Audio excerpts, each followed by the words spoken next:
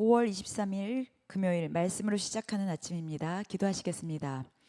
오늘도 우리에게 하나님께서 선하신 뜻을 허락하셨습니다.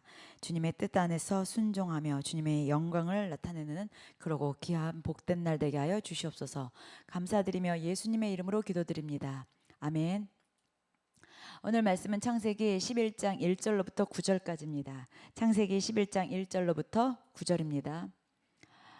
온 땅의 언어가 하나요 말이 하나였더라. 이에 그들이 동방으로 옮기다가 신할 평지를 만나 거기 거류하며 서로 말하되 자 벽돌을 만들어 견고히 굽자 하고 이에 벽돌로 돌을 대신하며 역청으로 진흙을 대신하고 또 말하되 자 성읍과 탑을 건설하여 그 탑 꼭대기를 하늘에 닿게 하여 우리 이름을 내고 온 지면에 흩어짐을 면하자 하였더니 여호와께서 사람들이 건설하는 그 성읍과 탑을 보려고 내려오셨더라. 여호와께서 이르시되 이 무리가 한 족속이요 언어도 하나이므로 이같이 시작하였으니 이후로는 그 하고자 하는 일을 막을 수 없으리로다. 자 우리가 내려가서 거기서 그들의 언어를 혼잡하게 하여 그들이 서로 알아듣지 못하게 하자 하시고 여호와께서 거기서 그들을 온 지면에 흩으셨으므로 그들이 그 도시를 건설하기를 그쳤더라. 그러므로 그 이름을 바벨이라 하니 이는 여호와께서 거기서 온 땅의 언어를 혼잡하게 하셨음이라. 여호와께서 거기서 그들을 온 지면에 흩으셨더라. 아멘. 오늘 제목은 교만을 버리고 하나님의 영광을 위해 살라라는 말씀으로 같이 한번 보시겠습니다. 어저께 그 10장 말씀에서는 보면은 셈과 아벳과 저기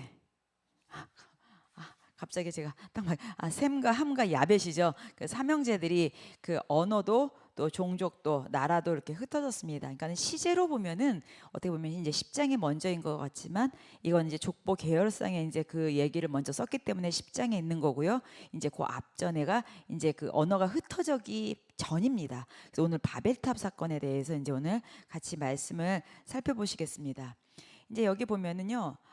여기 바벨탑은 이 시대의 어떤 성보다 되게 크고 이제 견고했던 성입니다. 여기 4절에 보면 또 말하되 자 성읍과 탑을 건설하여 그 탑 꼭대기를 하늘에 닿게 하여 우리 이름을 내고 온 지면에 흩어짐을 면하게 하였더니, 그러니까 사람들은 이제 더 이상 홍수로 인해서 멸망당하는 걸 원치 않았어요.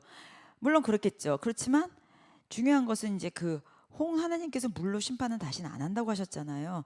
그리고 이제 노아를 통하여서 그 자녀들을 통하여서 계속 이제 자녀들에게 그 이제 홍수의 심판의 그 무서운 심판에 대한 이야기를 많이 이제 전해 들었을 거 아니에요. 그러니까 사람들은 이제 다시는 홍수 같은 심판을 우리가 당하지 않을 거야. 그런 심판을 받지 않을 거야라는 목적이 있었겠죠. 그래서 이제 바벨탑을 하늘까지 이제 싹 닫기 위하여 만들었습니다.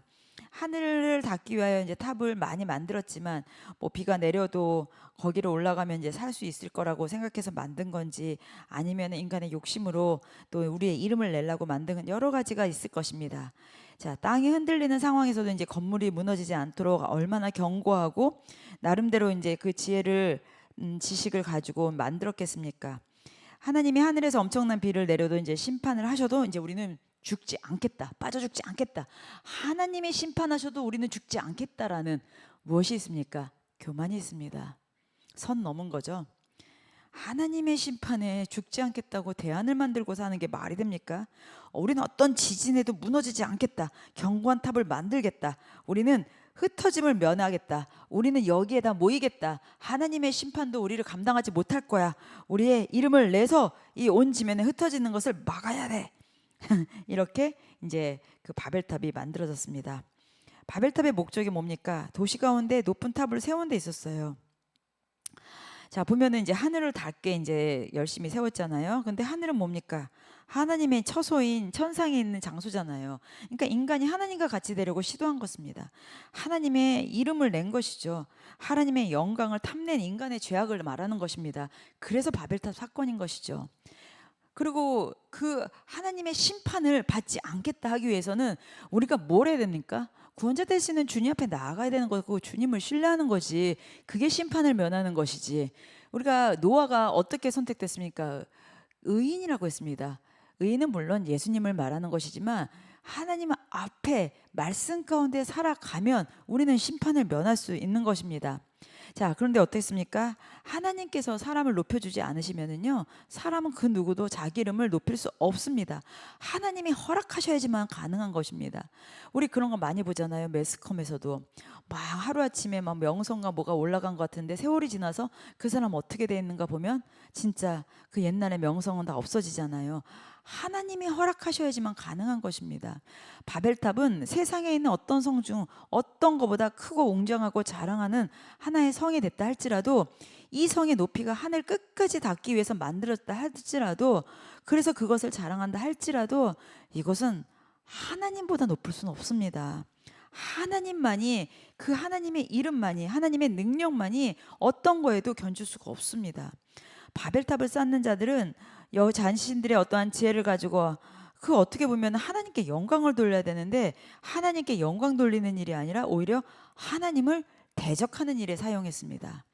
바벨탑을 세운 자들은 자신들의 이름을 내고 싶어 했죠. 하나님의 이름을 높이도록 창조된 우리는 하나님의 영을 가지고 인간의 목적을 잊고 스스로의 이름을 자랑하고 스스로 우리 이름을 내자라고 하면서 자신들의 욕심을 드러냈습니다. 우리도 이 땅에 살면서 내가 교회에서도 무엇을 하는데 내 이름 안 나오면 내 이름, 그래가지고 우리 내 이름 뿔 높여줘야지 좋아하고, 흔한 속된 말로 완장차야지 좋아하고, 좀 우쭈쭈 해줘야지 좋아하고, 이게 말이 됩니까? 그게 우리가 지금 바벨탑 쌓고 있는 거나 마찬가지입니다.